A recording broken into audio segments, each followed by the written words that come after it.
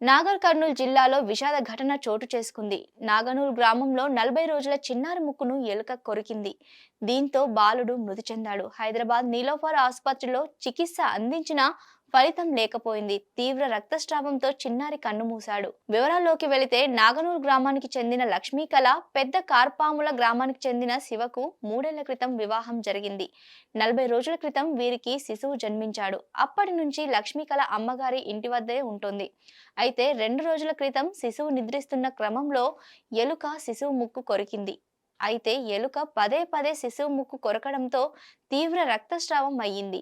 గమనించిన తల్లి, కుటుంబ సభ్యులు స్థానిక నాగర్ కర్నూల్ జిల్లా ఆసుపత్రికి తరలించారు. అయితే శిశువు పరిస్థితిని గమనించిన వైద్యులు మెరుగైన చికిత్స కోసం హైదరాబాద్ తీసుకువెళ్లాలని చెప్పారు.